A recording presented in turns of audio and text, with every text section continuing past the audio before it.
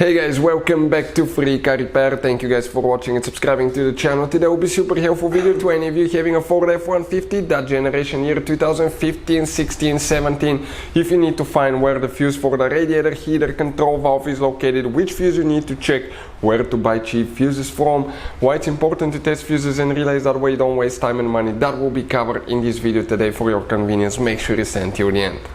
Before we start, let me tell you a little bit about us, guys.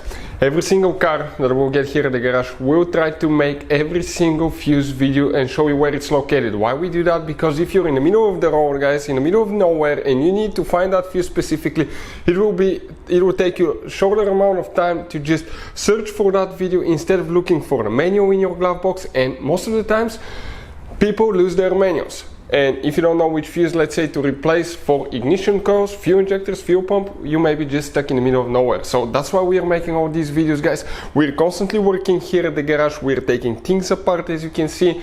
And if you want to check out, guys, we have 3 channels that altogether have more than 1.1 million subscribers. Okay, we have all the mechanical work there. This channel that you're watching right now, we're going to list, the fuse videos here, so we can save you guys time, money, and we can make it conveniently for you guys. So let's start on it now. So which fuse we need to check for the radiator heater control valve, guys? If you look right here, we're demonstrating on 2016 F150, you have 2 different fuse boxes.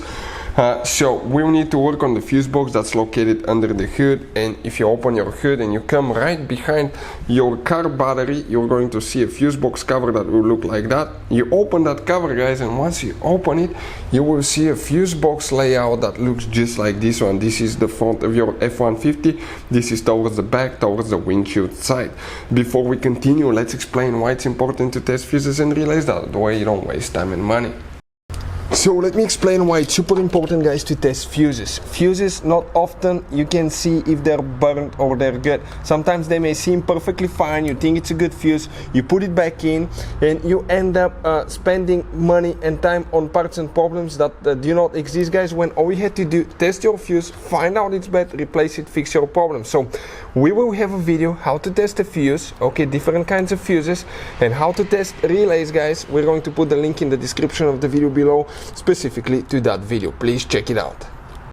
So here, guys, you can see you will have different kinds of relays, fuses that could be really hard to find, expensive, overpriced, and we recommend, guys, to keep some spares in the glove box so you're not stuck in the middle of nowhere if you blow a fuse or relay. We'll put a link in the description of the video below where you can get them from at a good price and quick shipping as well. We will be working in that fuse panel right here, and if you come in that fuse panel and you come in that right row from bottom to top, that third fuse, which is known as fuse number 95, this is in our case a 10 amp fuse, guys. That's the fuse that you will need to check, guys, for the radiator heater control valve. Hopefully the video will be helpful. Thank you for watching and see you next time.